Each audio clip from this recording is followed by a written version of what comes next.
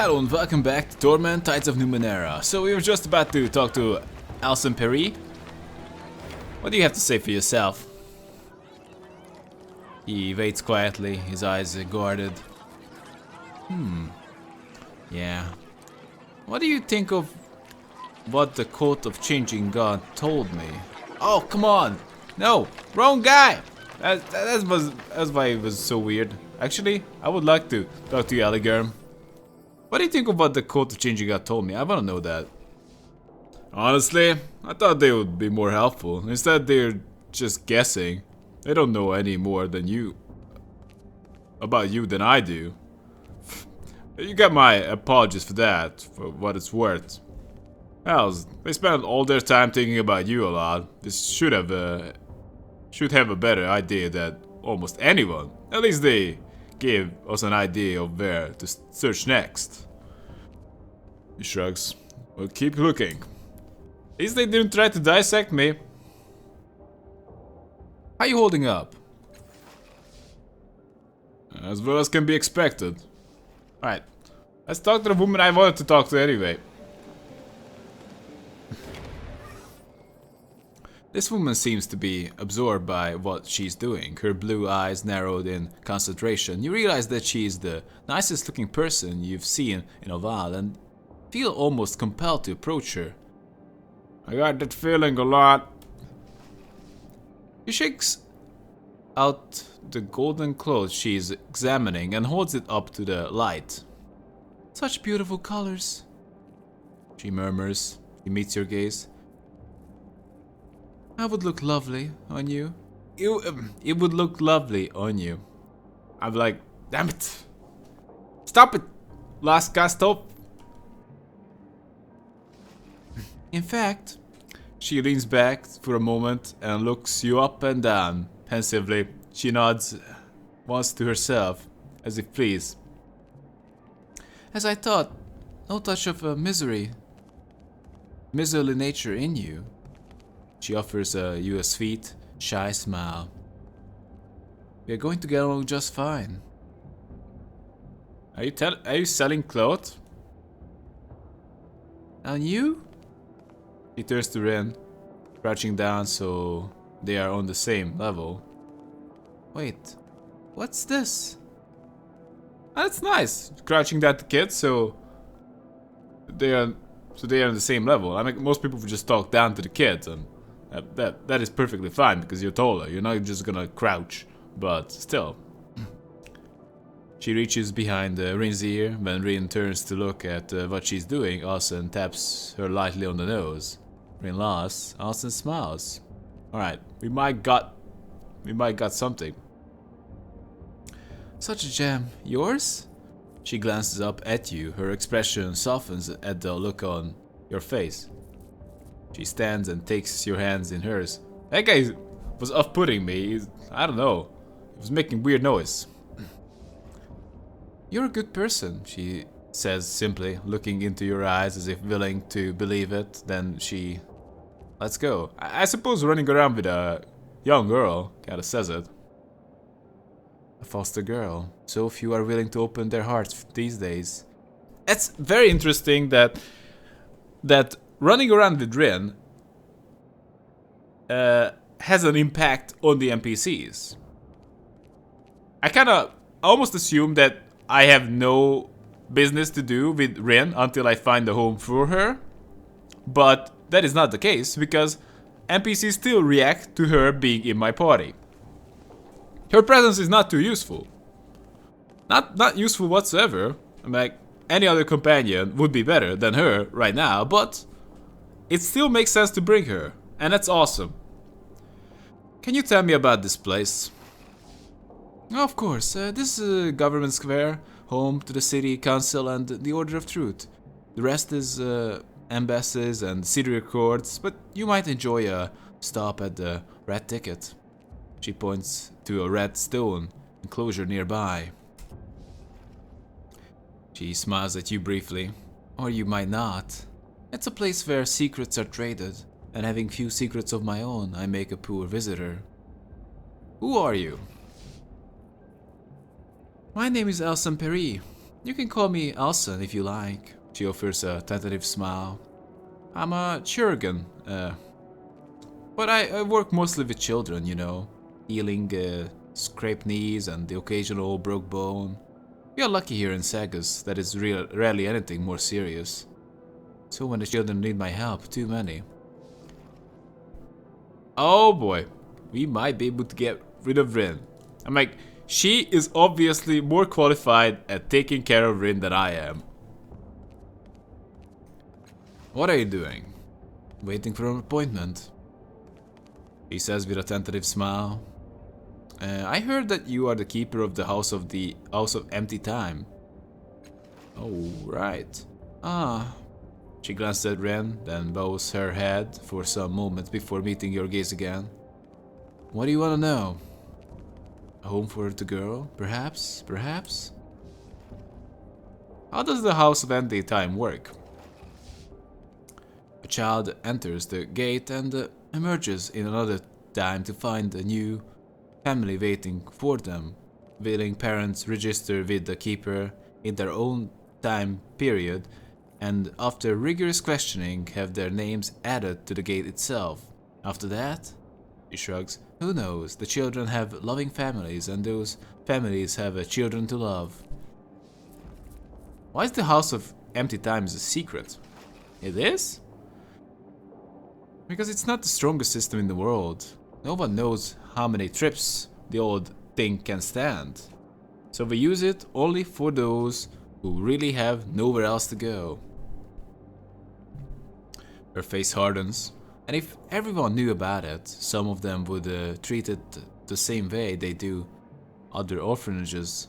We'd find babies dumped in boxes, small children left crying with nothing but the clothes on their backs.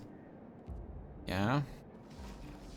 She realizes Rin is watching her in growing horror and makes an obvious effort to stop herself. She breathes deeply, then smiles at Rin, though you can see her hands are shaking slightly with the effort of controlling her anger. So we keep the gate for children who really need it, do you understand?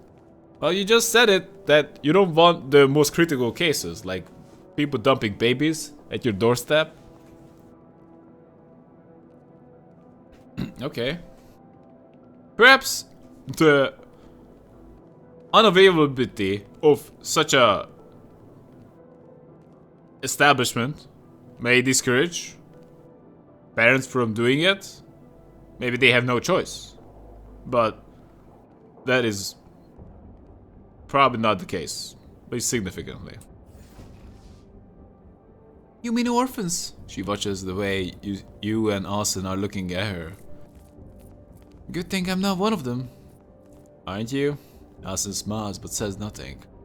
I often forget how the truth can affect children. Still, it's better than lying. Yeah.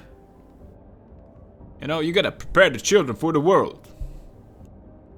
Why are you in charge of the House of Empty Time? Because I walk through it.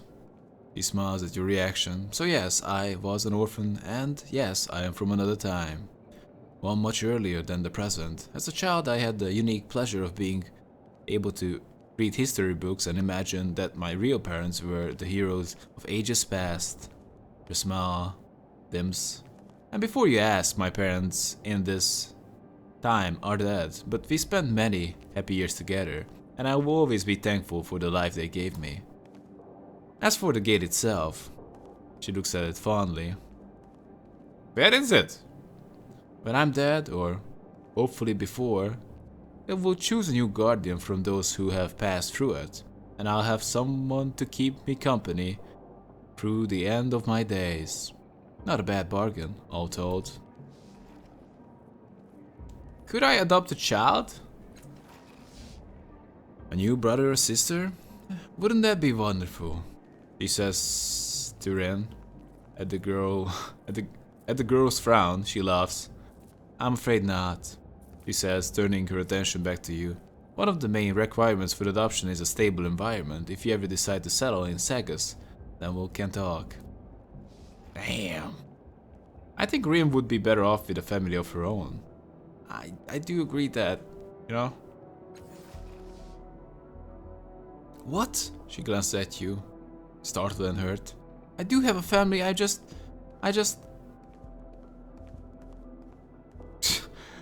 To Alison. She's taken a pretty bad hit to the head. She's not thinking straight. Oh, that's just so bad. Do you have a family? Why haven't they come for you? I mean, like, that is a good question. I'm just dismissing it out of hand, but do you really have it? Because I'm lost. My home is a long way from here, but it is my home. What if you can... What if we can't find them? You don't want to go where I'm going. This is way better for you, trust me. Yeah, no. Your memories are broken, Rin. What if you're wrong? I'm not. She shakes her head, eyes shut. I don't.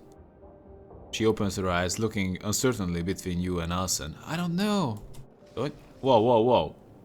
Okay, I don't want to make you uncertain, but... And I do want to check out this place. But looks like it is a real thing because, well, at least from the parents we met at the market square, it looks like it is a real thing. At least it didn't look like some kind of a scam. She nods and crunches down in front of Ren, taking the girl's small hands in her own. She speaks in a low, urgent whisper of which you can catch only single syllables. Perhaps the girl will speak plainly to me in private. Rin yanks her hands out of Alson's. No, I have a family. I don't need this. She runs over to you, throwing her arms around your waist and sobbing into your shirt. Between her muffled cries, you manage to catch a single, repeated sentence. I don't want to go.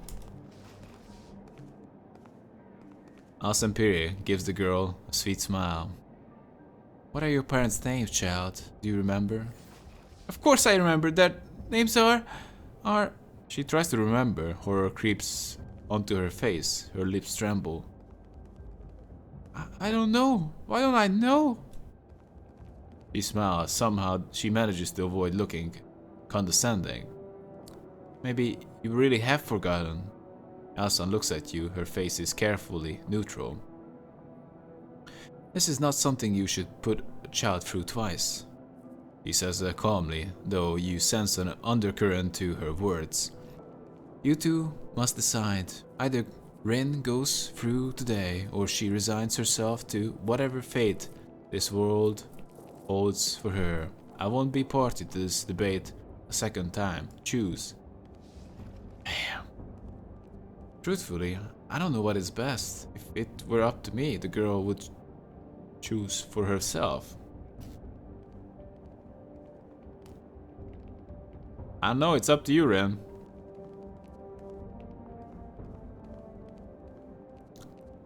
Now, I would make the argument that if she doesn't remember her parents, just had a strong sense of that she does have parents, I don't know. I mean, like, if she doesn't remember her parents, then and doesn't know where they are, even at the best case that she has parents that love her, and that's the best case, and they're nearby, but somehow don't know about her. I mean, like, that's just, I'm just really stretching it. I'm like, going through the gate and getting someone to adopt you sounds a lot better than maybe waiting for your parents that supposedly love you. And yeah, I don't know. This doesn't seem like a real thing. Or perhaps, I don't know. I don't know. It's up to you, Ren. I stand by you. Look, kid, I'm like 90% up for adoption. But I might be a jerk by thinking that. He stands up straight, looking between you and Alson. She wipes away her tears and says, Then I won't go. I will find my real home, my real parents. I know they are real, and I will find them. Well, it may be that this was a wise decision. Only time will tell. Why don't you offer her the choice to go through again? I'm like, she's not ready right now, but she might be ready later. So that's just dumb as hell. I know you don't wanna, like, this is the thing where, like, I'm gonna go today. No, I'm not gonna go today. I'm gonna go yesterday. No, I'm not gonna. I get that. But, you know, she could decide in a later time. Just that is what I'm saying. Well. Yes. Kid, you're staying with me. It was tempting to dump you and send you into the future, Sangolin. But possibly not the right thing to do. And you might come to regret this decision. Because she was by far the only person, the best and only person who cared for you and would have taken you in other than the slavers. A tall, thin, and exquisitely dressed older man stands in the shade of an exquisitely crafted stall. The cut, color, and quality of his clothes are a symphony of harmonious coordination, while the expression of benevolent condescension he gives you would be more at home on the face of a king. What a fancy guy. Good afternoon, he says, bowing slightly. I'm Sangolin. This is my store, Sangolin's Fittings. Welcome. How may I be of service? What do you sell here? I sell the finest citywear for discerning man and woman, as well as quality armor for those traveling to less civilized locals. He clears his throat and directs your attention to a well-dressed mannequin wearing the badge of a city official.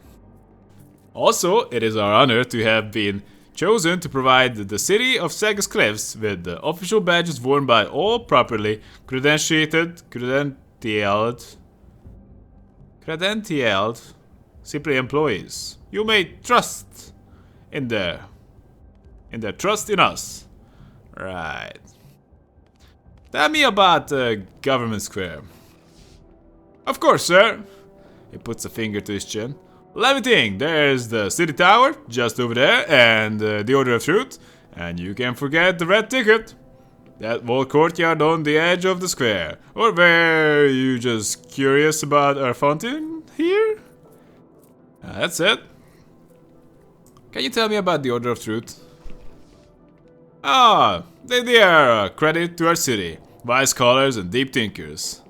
He smiles. Excellent customers as well. They are very particular about their robes. What about the city council? Council tower. It's ancient beyond reckoning. The tower's roots go all the way down to the forges in the underbelly. And with it sits the Council of Sagus Cliffs. The finest, fairest legislative body in the Nine World. And I don't say that just because they are my most valued patrons. They have run this city well for centuries, and thanks to me, they look magnificent while doing it. Tell me what is the red ticket? The Whispering Wood, I call it. A very curious and ancient place. You can speak as loudly as you like in there, and none but your partner can hear you. A great place for diplomacy. Explain that. No. Tell me about the fountain. One of the stranger and more poignant attractions in the square. The creatures in it are called jellies, and they chatter in 1,000 dead languages. The priests say that a new jelly is born each time an old language dies. Right. Shakes his head. I could listen to them for a month and never hear the same language twice, or understand a single one. Let me ask about something else. Certainly, sir.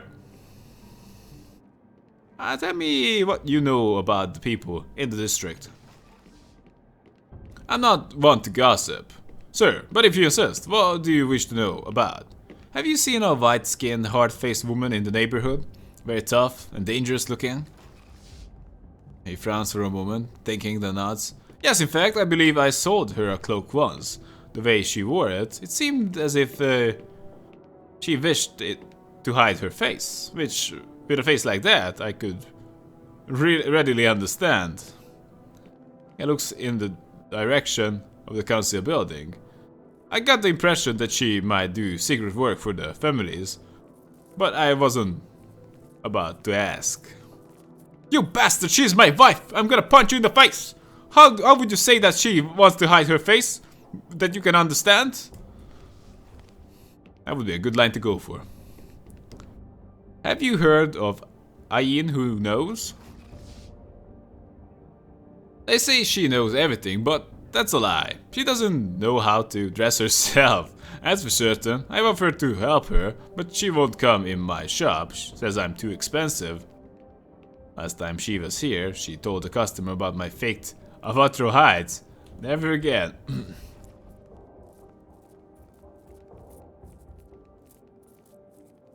Can you just pay her off? So she doesn't talk crap about you? If they are fakes, it's really not worth a lot. How well do you know Alison Perry? She stops here often, though she doesn't always buy something. I know little else about her. Expect she's a Jurgen who administers to children? He raised an eyebrow. I don't think that's all she does. Sometimes I see her speaking to strangers from elsewhere in the city. Married couples, usually. It all seems very hush-hush, if you know what I mean. That's something. Give me something. Yeah. Let's ask about something else. I have more questions about the people around here. Oh, nothing else. That's it. I like to see what you have to sell. Oh, so he has some. How expensive is this? Only 6 value?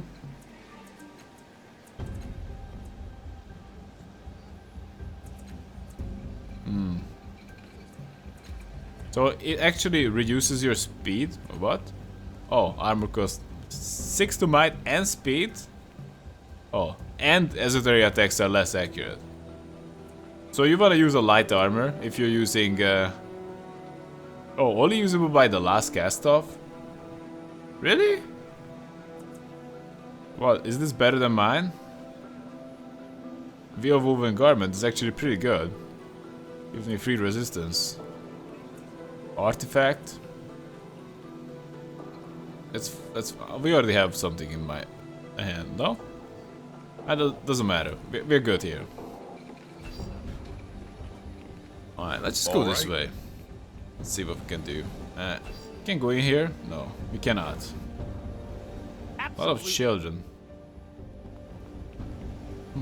A levy. I am the very soul of action. Petitioners. Clancy Kirk. Okay, let's talk. Can we talk?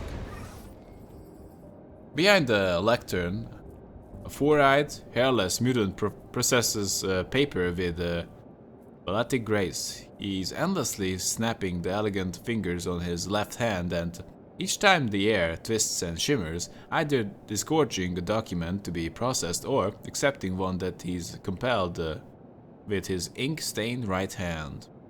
Each of his eyes regard a distinct object, portals that are opening, preambles and recitals that must be reviewed. His own addenda that must be flawless. One eye twitches in your direction. Exaggerated scorn twists his mouth, and though his eye remains fixed on your face, he gives no verbal acknowledgement. The closest he comes is a faint sigh. At last, after shunting a half-dozen more documents to some distant cubby, he condescends to speak. You must wait, of course, until the council matters conclude.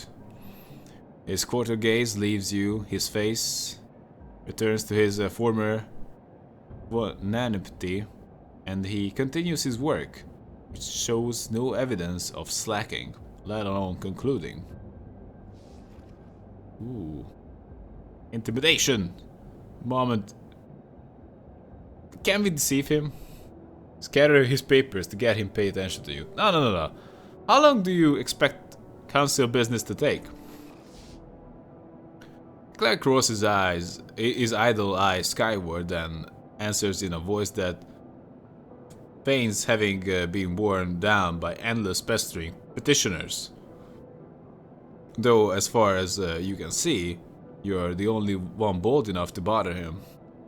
Consider in so vast a city what ordinances must be registered, contracts memorialized, indictments docketed, discoveries catalogued, edicts promulgated, memoranda wrote, applications processed, permits issued, titles recorded. From such consideration you may draw your own conclusions. Do you know yet when you will be done? The clerk sighs with exasperation and does not even give you a glance.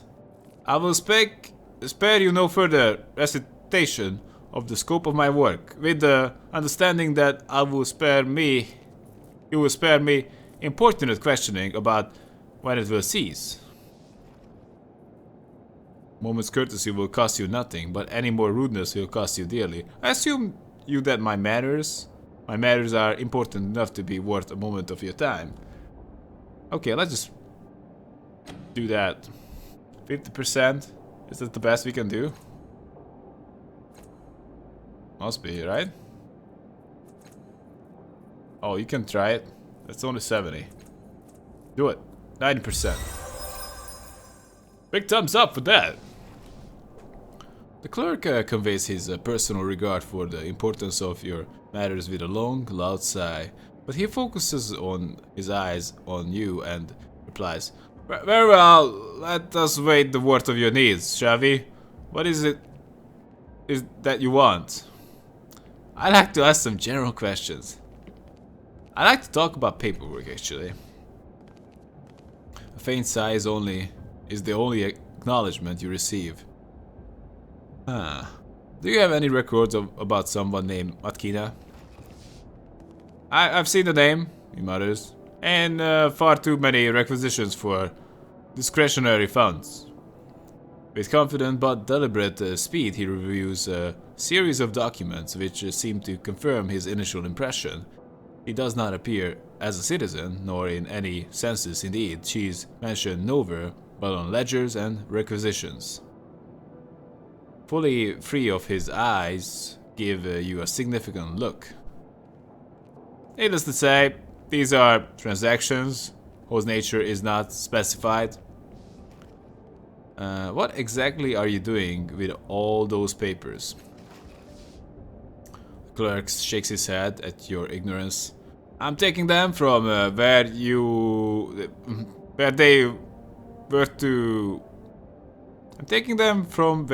were to where they must be by bending the space between them.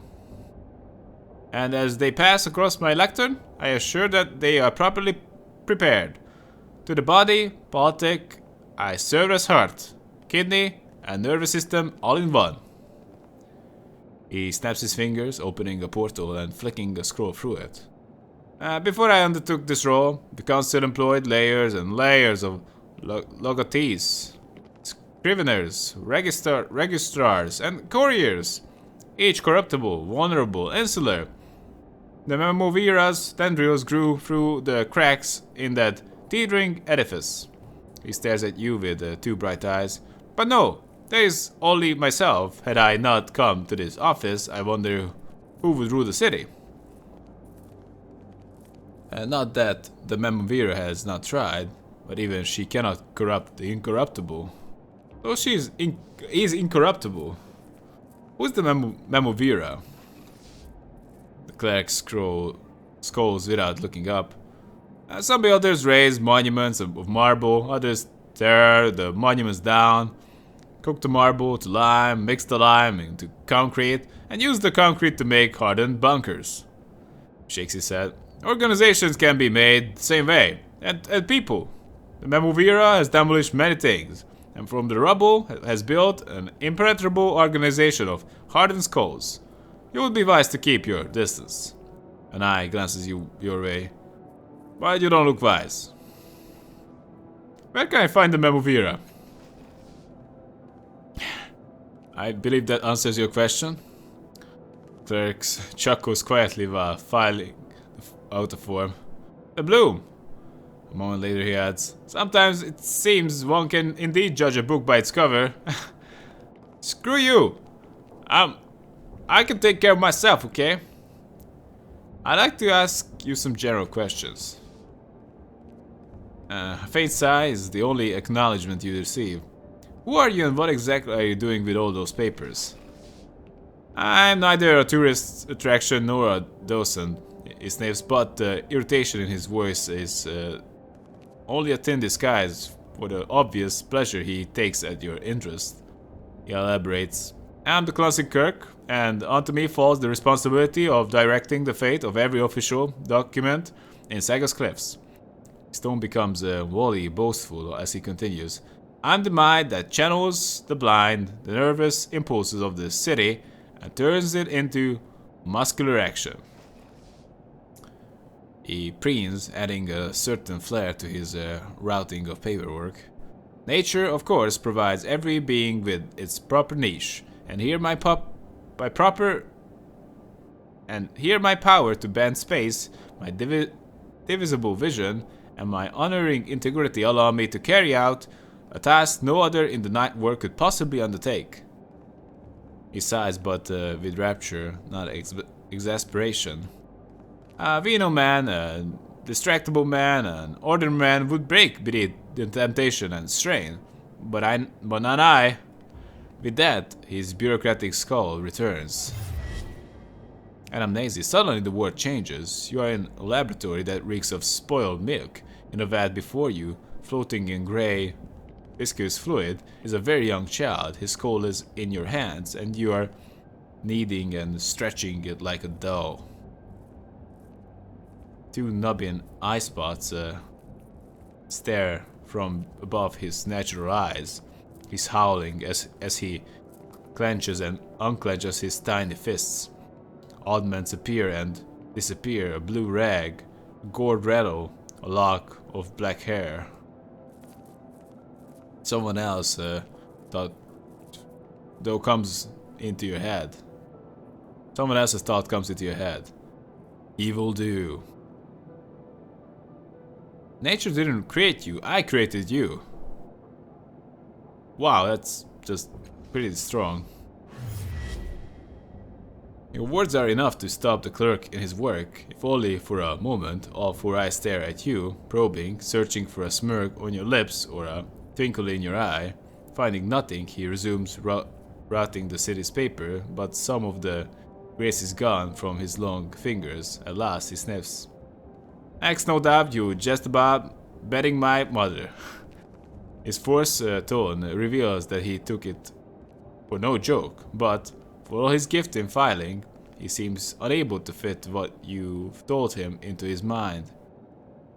Impossible and inconvenient. Thinks. I'd like to ask you about the paperwork, actually. Tell me about how the city records are... No. Okay, I suppose he's not the guy we need. We need to talk to the I don't know, captain of the guard. What exactly is the council and how does it govern Saga's Cliffs? The clerk sniffs. Paper governs Saga's Cliffs. Paper allows the few to rule over the many. Paper allows the many to organize into a single whole. Authority resides in diktats, compacts, agenda, the means by which thoughts are refined, disseminated, and preserved.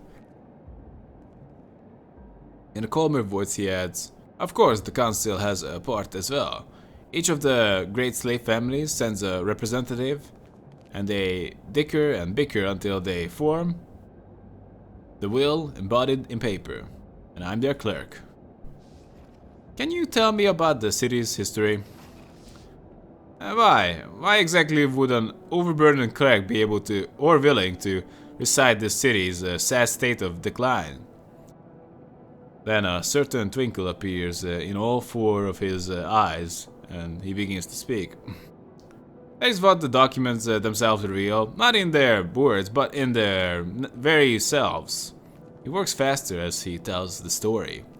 Centuries ago, when the Nine World was fresh, the city began, its founders kept meticulous records, all lost. Only the columbarium that held them remains. A time of aristocrats followed, each paterfamilias traced his lineage to ancient heroes and inscribed these lies in stone. Today, those tablets paved the midden heaps built in the wake of Chila's rebellion. He clucks his tongue in distaste. That came later. First came the Tabat, and as they laid siege to Sega's cliffs, the city's records degraded, like hygiene and decency. Proper documentation falters in the long years of terror. With a shrug and no detail, he adds, but the siege failed and the Tabat vanished. Next, an age of decadence, the long gestating consequence of the aristocracy, ever more outlandish choices. In screens they laid out their reasons to the people. No, not to explain, but to mock. He smirks. Naturally, rebellion followed. Chila cast down the old lords and raised up new slave families. An empire expanded, contracted, holidays and boulevards changed names. All else persisted. Corruption, most of all. At last, new clerk name, bringing order. He bows, and here we are. You must have uncovered some fascinating stories about the city in all this paperwork. Naturally, the clerk replies, but for a moment, notions of privacy and probity keep him quiet. The one of his eyes flicks your direction, and you can see he is avid to indulge the twin pleasures of the voyeur and the gossip. There's this form of ambassador sent to the Statfast. He snaps his fingers, summons the dispatch, clears his throat and reads, Today, with great ceremony, the Aeon priest buried a man said to have lived for 277 years. I asked how this greybeard had lasted so long, and was told as follows. 300 years ago, there was a painting of spectacular beauty hung in the Dirk Hall, a relic from before the Nine World. For reasons unknown, the work was incomplete. The Ember Pope believed that if finished, it would reveal a truth about human nature that had eluded all intellectual inquiry. He proclaimed that whatever the painter could complete, it would receive a cipher that would enable him to live for 250 more years. Great artists flocked to the Dirk Hall to examine the masterpiece, but when they saw it, none dared lift a brush. At last, a young whitewasher approached, carrying brushes and rollers and buckets of paint. I can finish this, he declared. The Ember Pope nodded, and the boy flung an entire bucket of paint across the canvas. The blank region was filled, but the painting was splattered with white. Its Majesty's gone. The Pope held to his vow and bestowed longevity upon the whitewasher. He was, however, born to the torture pits below the Dirk Hall, where he remained until that very day, when at last his long life ceased. The clerk folds the faded dispatch, returns it to its envelope, and sends it away, saying nothing more. Could you tell me another story you discovered?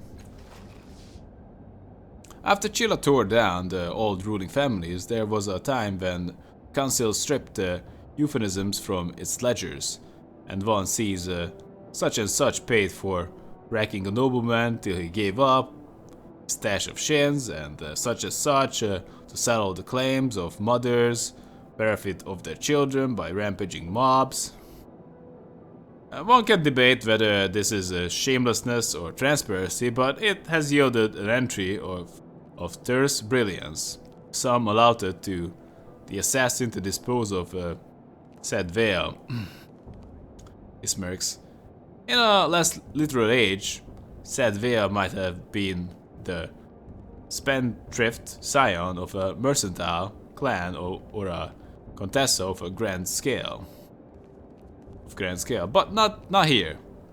These were funds requisitioned to assassinate a whale. No more, no less. The eye regarding you twinkles with delight. And best of all, it seems the mission failed. One wonders, how does an assassin miss a whale? Could you tell me another story you've discovered? Red ink, the cleric declares. For centuries, the council's amanuensis would record the council's commentary on proposed legislation with red ink. Then the draft law would be returned to the solicitors in the basement of the council tower to frame anew. He plucks an example from the air, a regulation concerning the stabling banine. You see, he sends it back where it came, and then, abruptly, the annotations are in blue ink. And I stares at you. Why? He asks, rhetorically. One finds in the criminal docket an entry concerning a solicitor executed for waste of official resources. To wit, 8,216 liters of red ink. Drowning was the sentence, the cleric shrugs. I suppose he was not drowned in red ink. He snaps his fingers and produces a thick sheaf of papers, which he thumbs through like a deck of cards. Each is covered in red revisions. Draft after draft after draft. Seems he could never get it quite right. The cleric looks at you and smiles. So, no more red ink. Can you tell me another story? The cleric shakes his head without looking away from his work. I've indulged your curiosity far enough. Where did you say I could find Memovira? Cleric chuckles quietly while filling out a form. A bloom! Actually, he did say that. So, farewell then. Cleric gives you no acknowledgement that he heard and merely continues with his work. Okay. Fine, man. Alright. Sigyn. So, I suppose you are the captain Look of out the guard. below! Above! Sideways! What is this? Oh, this must be Yes. the gate. And this is one of the shield generators.